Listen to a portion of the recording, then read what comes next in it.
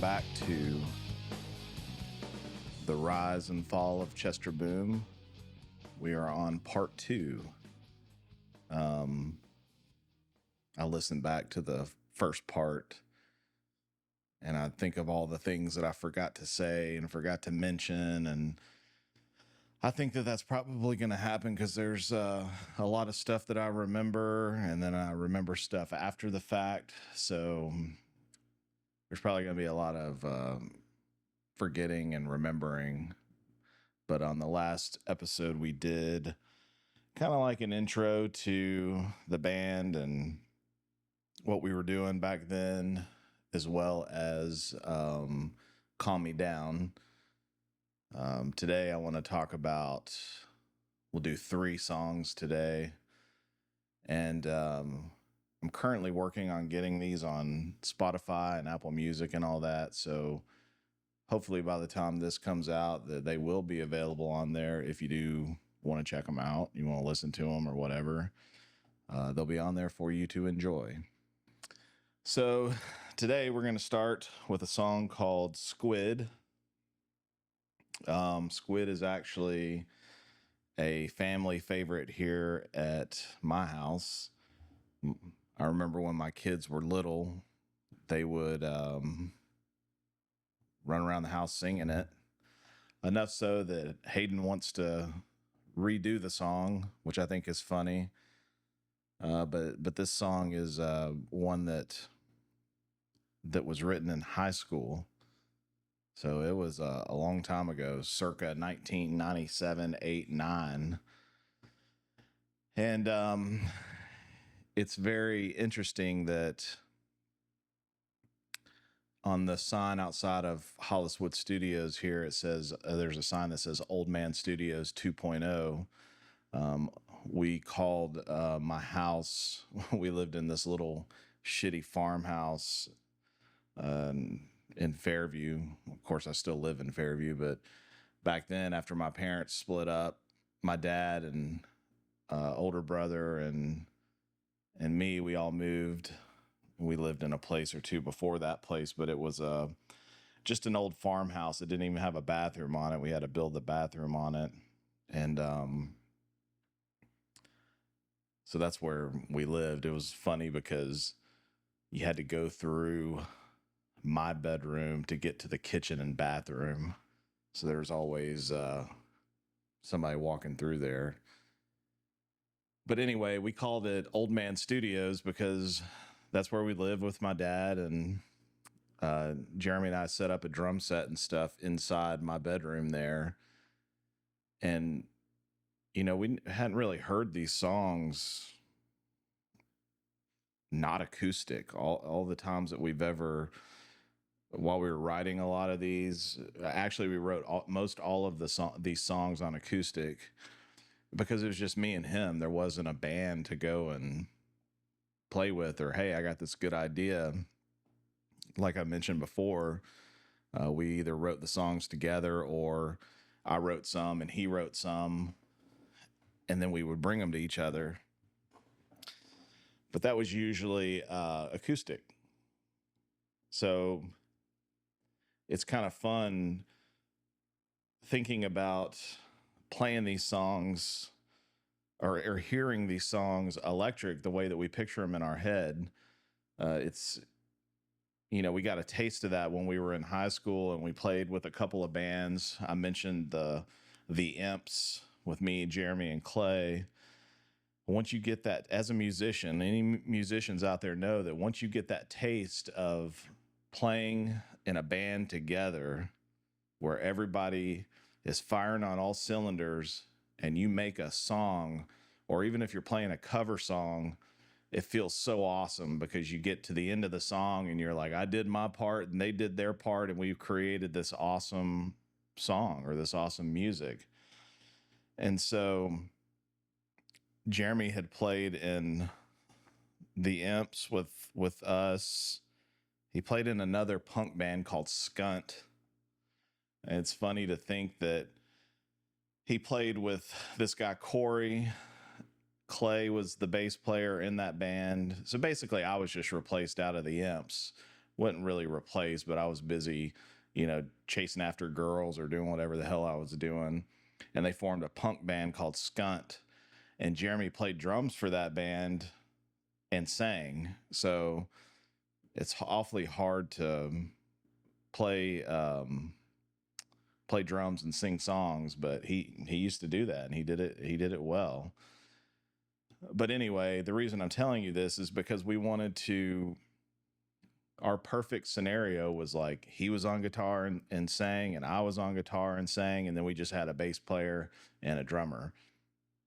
But at this point, a year or so out of high school, it was just me and him, and we had these songs and we wanted to play them.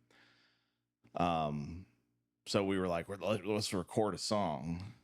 So when we were in high school, we had this song called Squid, and it was just me and Jeremy at the time. And I had bought a Tascam recorder to record. We were going to record a band. We were going to record an album or just songs or whatever. And back then it was just kind of shitty. It was like it looked like a floppy disk that it took, but there was like an actual disc, CD disc in the middle of it. And that was what you recorded onto on this quote unquote digital recorder. And it's funny because they always find some way to fuck you on this. Like, they weren't very big, as far as the amount of data you could put on these things. And they were really expensive to buy the disc. So I remember I had like 2 or 3 of these discs, probably enough space on it to hold a song, maybe 2 songs, because you got to remember that you're recording different tracks on it. So it's just a digital version of what I said in the last episode, Jeremy doing that reel to reel. This was digital. And I remember I saved and saved and I saved money to try to buy this thing. And I finally saved enough money to buy it. And we recorded Squid on it. Because I'd say it's probably the first song that we had together as a band. It's funny I say band, as in me and Jeremy. We weren't really a band yet. That comes in the future episodes. So we knew that the name of the song was Squid, so we had that dialed in. But we needed we realized that we needed to name the band. Okay, this is a band. We're gonna get this song out there, and we're gonna be famous off this song, off this shitty little disc inside of a disc on a recorder. Because all you young folks out there need to remember that in the late 90s, MP3s were starting out. We were ripping them off of LimeWire and Napster and all that. But it wasn't commonplace to have digital versions of your music. You had it on CD. CD was I don't want to say the gold standard. CD was the standard back then of what you had. It was past cassettes. Vinyls always stayed in style. But I didn't know how I was going to do it, but I needed to get that song off of the disc, floppy disk looking thing, onto a CD, which honestly, I don't know that I ever did. But anyway, so I remember we finished recording it. Jeremy played the drums on it, and we recorded the guitars and all that kind of stuff. And man, I'd give anything to be able to hear that version of that song. The song hasn't really changed much at all, but since back then. But it would be kind of cool to hear what it sounded like over at my dad's shitty little farmhouse. So anyway, I have this visual in my mind of a visual in my mind of this disc, and it says Squid on it. And the name, so it said Squid, and then underneath it, we decided to name the band Owen. We had a good friend in high school. His name was Owen. And we just thought that the name was cool, and we used it as a placeholder, obviously. But I'll never forget that little disc had Squid on it and Owen. And funny enough, I think about going over there all the time because Nikki and I moved into that house after my dad had moved out because we were paying like just hardly anything for rent over there. We were paying like $250 a month for rent over there, and it was fine just starting out. Now, granted, it probably wasn't the nicest place to take your lady, but we stayed there. But anyway, we got a little shed, the shitty shed that I bought at Home Depot to put stuff in because we had no space in the house. And that actual recorder and all of that stuff went in that shed out there. And when we moved out, like we put it in the, like I put the shed in the worst spot. So everything in the shed is probably ruined because water was getting all in there. There's probably raccoons and snakes and everything else that lived in there. I remember thinking that back then. That was like 20 years ago. And I'm pretty sure that house is still there. Nobody lives in it. It's probably condemned at this point. But I drove down there probably about 5 or 6 years ago and saw that that little shed was still there. So I bet even today I could go to that shed and probably recover probably lyric sheets, notebooks, that recorder I know is in there, probably this disc, because like I said, I just have that visual in my head and I'd love to have a copy of that. So anyway, we recorded that, and we didn't have a name. We called it Owen, obviously named after our good friend Owen in high school. And so we had that. I thought that was a funny story. Fast forward a couple years out of school, I mentioned before, we went to the studio to record Destroying All the Sparkles. And we had the awesome studio drummer. And so I'm going to do the beat of the intro of the song on the table here. I don't know if this is going to pick it up, but I'll also do it vocally. But at the beginning of the song, Jeremy and I wanted it to have a drum intro. So basically, it was supposed to be this. Boom, boom, boom, boom, boom, boom, boom. So it's just supposed to be da da da da da da da da da. And so that's how we played it.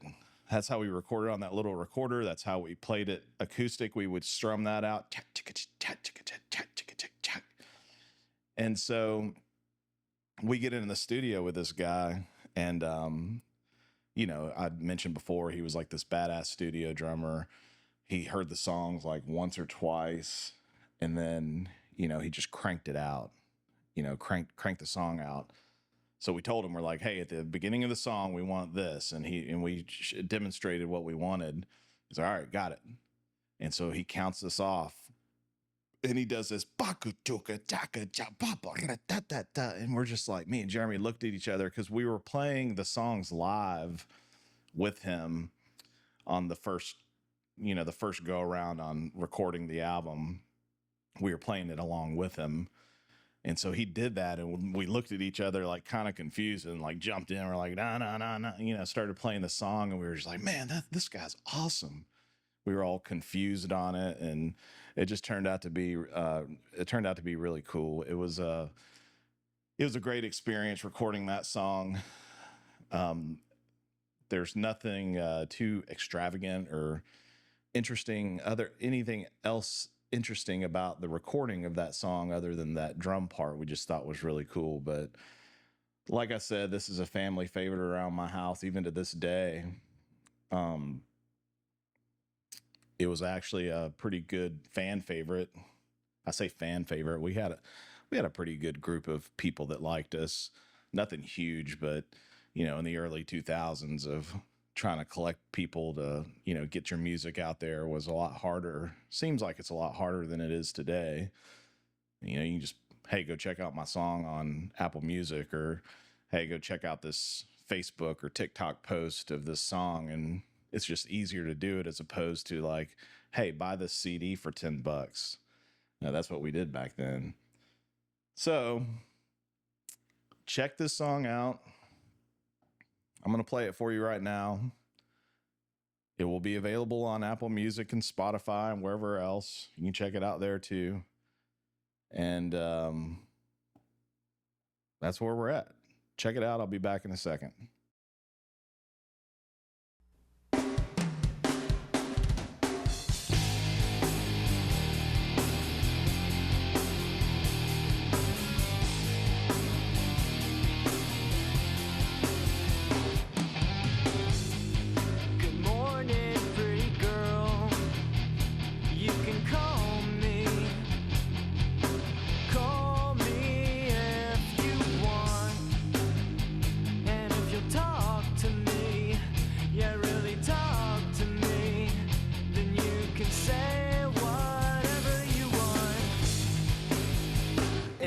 listen to you, the things that you think, and you can just keep talking.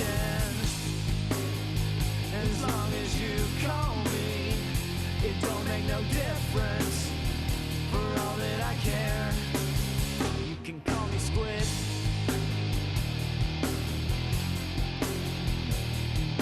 Squid.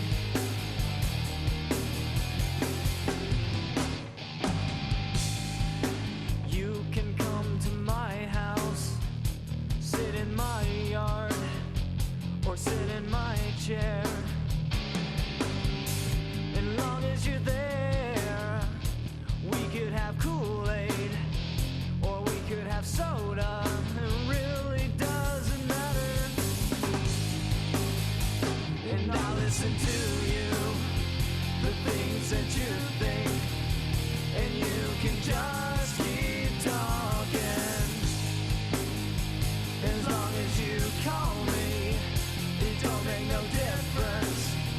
For all that I care, call me Squid.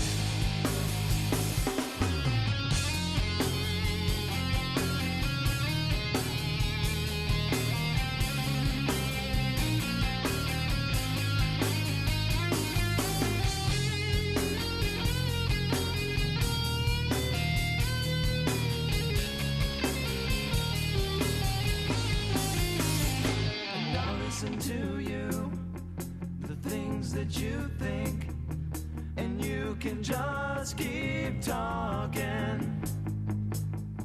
As long as you call me, it don't make no difference. For all that I care, you can call me Squid.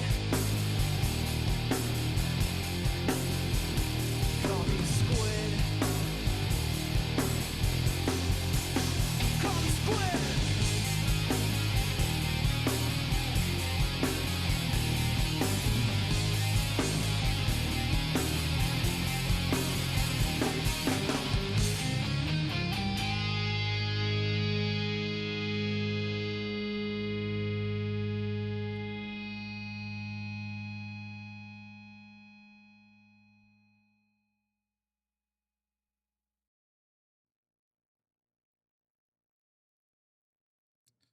All right, so that was Squid.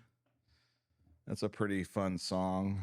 I think my some of my favorite lyrics are you can sit in my yard, you can sit in my chair as long as you're there. So um Jeremy had started getting more and more badass on guitar, and that guitar solo in that song is follows a lot of the melody, but then it kind of goes outside of that a little bit, and it's just I don't know that I would rate it as simple, but it just fit the song so perfect. And he never veered from playing it like that when we played live. It's just it's a cool song. Um so yeah, that was Squid. The next song I want to talk about is my personal favorite on the album. It's called A New Place. And this song was in the batch, not the early ones like Squid was in high school. This is post high school. This is Jeremy and I were living in an apartment together or close to it. I'd just gone through a breakup. I remember sitting in Jeremy's floor in his apartment. We used to have what we called bowls of cereal in the floor. And people that know me or know us back then will get a kick out of that and a chuckle, because everybody knows that was ashtrays that we had on the floor. That just, I don't know, there's like 2 or 3 of them just sitting on the floor, because we'd sit on the floor and play guitar and write songs, smoke cigarettes, and we'd spill it all the time. And it's all right. So in retrospect, we were definitely not the cleanest bunch as far as cleanliness of our apartment, but we wrote a bunch of cool songs, so I guess that's okay. But this song is called A New Place, and this goes in the batch of when we were sitting in the apartment I came to Jeremy with a guitar riff that you hear in it. And Jeremy was really good at playing music really fast.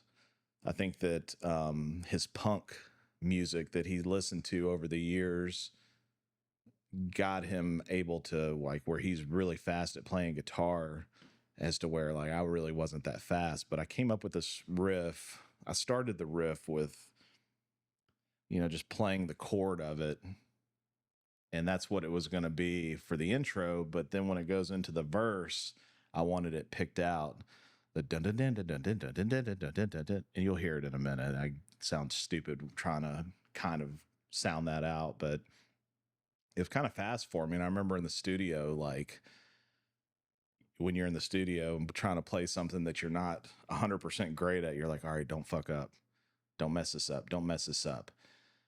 And so that song has an acoustic guitar in it on the album, because I played a whole track across the whole thing acoustic. Remember, like I said before, we wrote all these songs and played all these songs acoustic, so it wasn't out of the ordinary and it wasn't strange for us to try to play these songs acoustic. But we wanted that acoustic sound in the verses. So instead of just like playing the verse and then like putting the acoustic guitar away, I just took the acoustic guitar and played the whole song through, and we just kind of lower the track down a little bit during the choruses when the distortion comes on and all that. So one of the things that sticks out in my mind about this one is you can hear it probably around 2 minutes and 50 seconds. I'm going through the song and I'm playing that, and I'm like, man, I'm nailing this. I'm nailing this.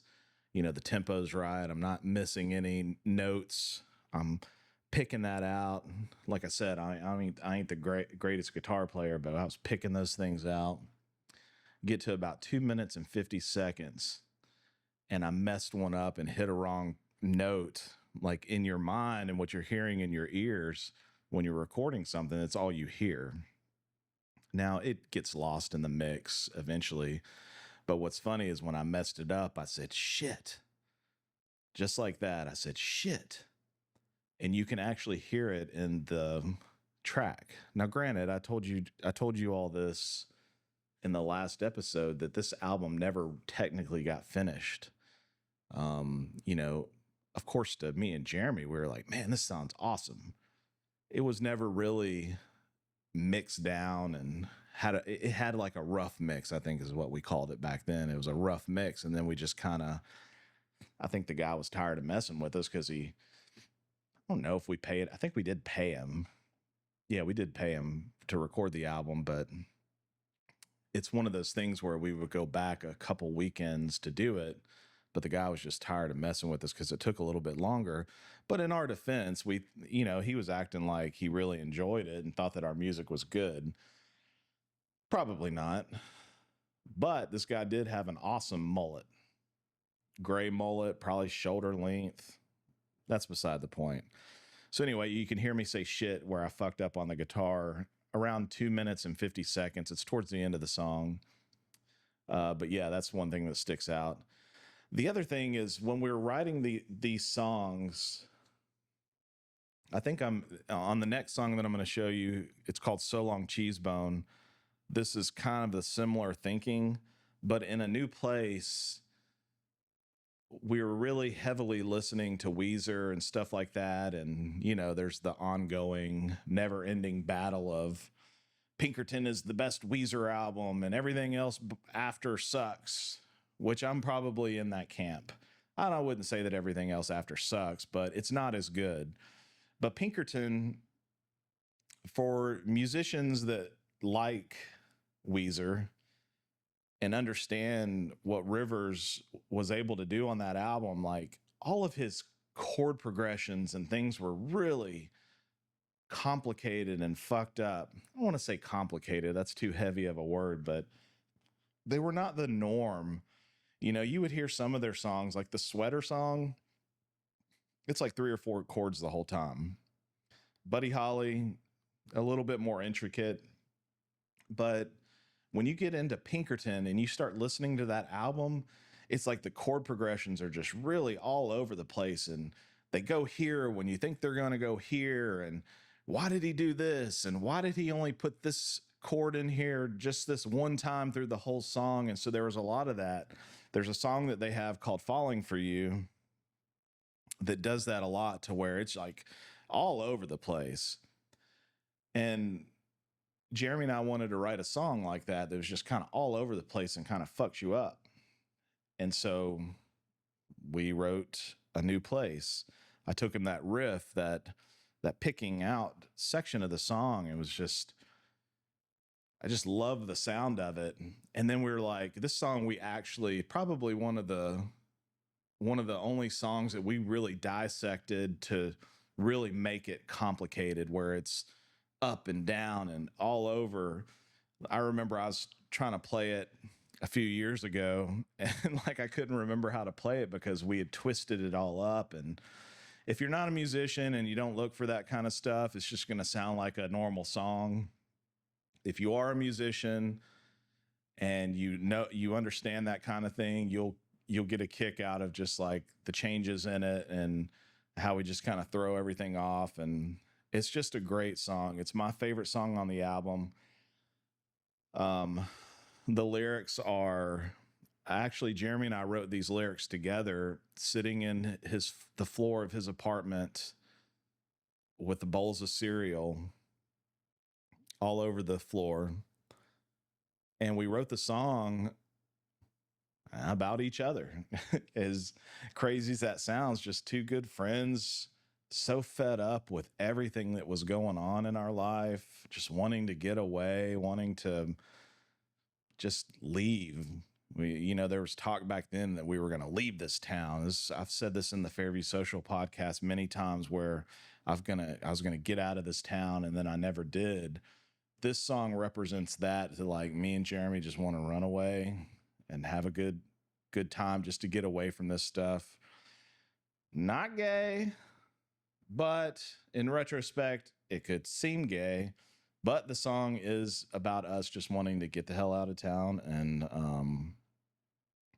again, it's my favorite song. So check it out. Check it out on Apple Music or Spotify. And, let me know what you think about it.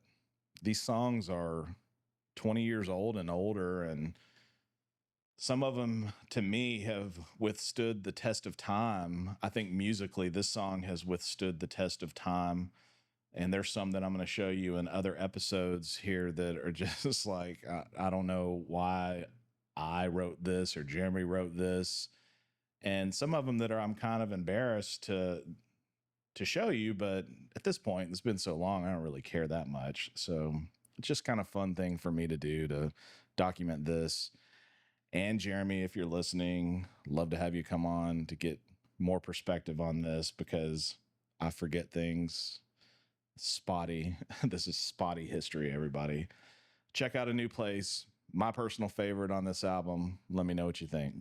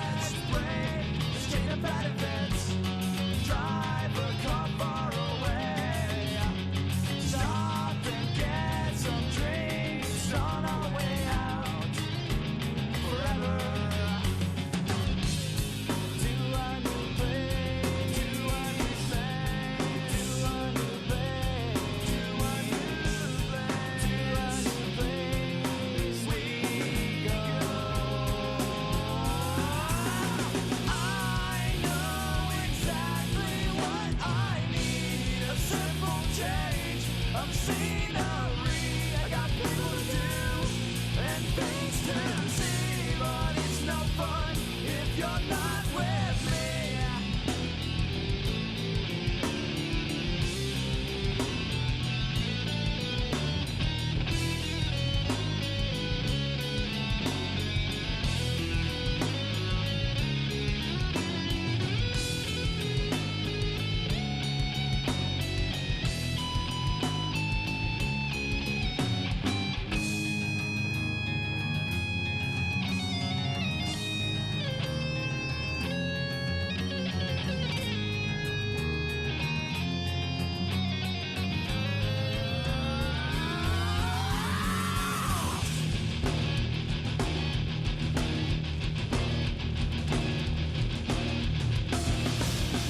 I know exactly what I need, a simple change of scenery. I got people to do and things to see, but it's no fun if you're not with me.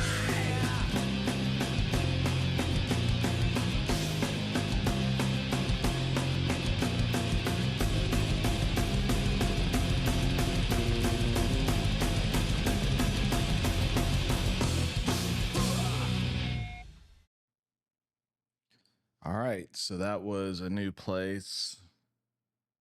One of my favorite lines in that one is, I've got people to do and things to see, which I guess is true for all of us on our journey here in life. We got people to do and things to see. One of the things too that I thought was cool about that, I think it was on that song in the studio, we didn't realize that the studio drummer had a double kick, double bass kick or double bass drum, and he whipped that out at the end of the song, and Jeremy and I looked at each other like, yeah, and we just started rocking harder. So I thought that was awesome. All right, so check that out. Apple Music, Spotify. The next song is a song called So Long Cheesebone. It was written around the time that A New Place and Calm Me Down and all that was written. Again, Weezer was a heavy influence for us back then, as well as Foo Fighters. And so on this song, if you listen to it, you can hear where we go down the fret of like all of the chords. Boom, boom, ba-dum, boom, boom, boom, boom, ba-dum, boom, boom, boom, boom, ba-dum, boom, boom, boom. It's like we wanted to do that same kind of Weezer thing where we're just like hitting all these notes, and so we had that song and we were hitting every single one of them, man. I remember the song kind of wore you out playing it live because it's like you're moving down the fret on the guitar, down and up the fret, playing all those different chords. It can make your hand cramp up. First world problems, of course, but so we did that intentionally to do that. Another funny thing about that song is when we were playing with the Imps in high school, it's funny that I'm mentioning this Foo Fighters album because it's their 30-year anniversary right now of this album. After Kurt Cobain died and Dave Grohl started the Foo Fighters, he recorded that album by himself. And there was a song on there we used to play with the Imps called For All the Cows.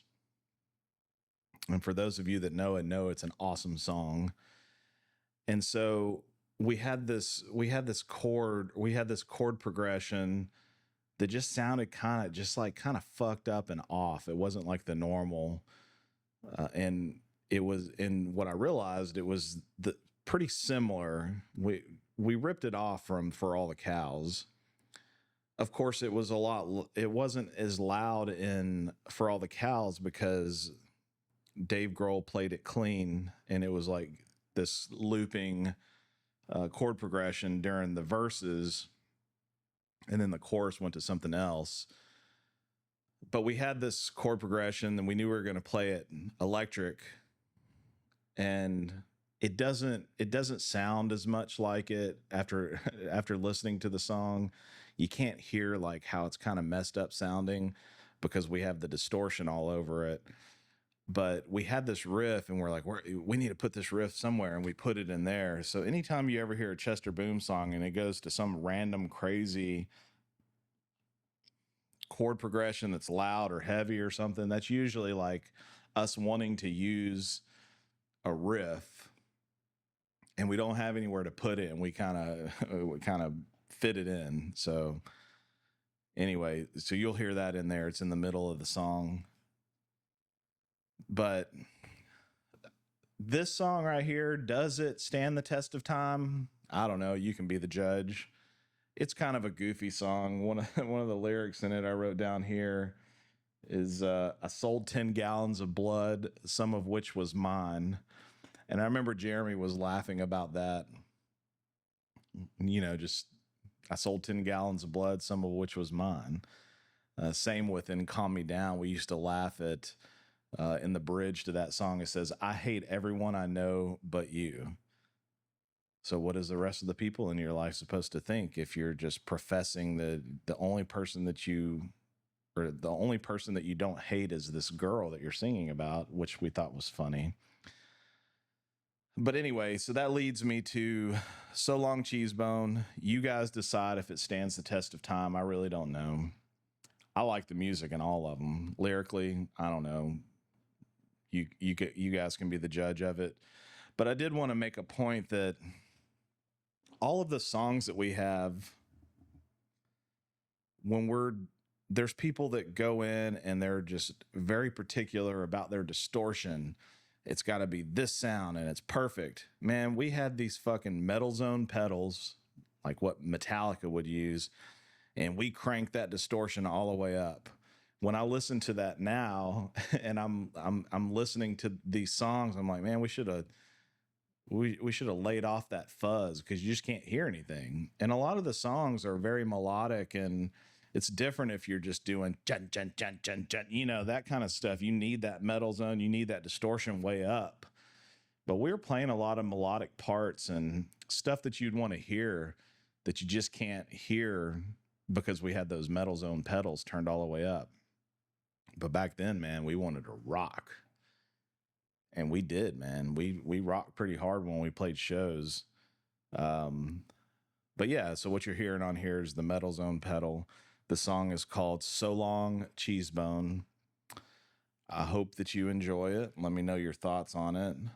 I also appreciate whoever is listening to this. This is more of just me going down memory lane, thinking about these songs. Haven't thought about them I don't want to lie. I think about them often because I was having this conversation with Nikki earlier. We got married in 2003. We got pregnant. We had kids.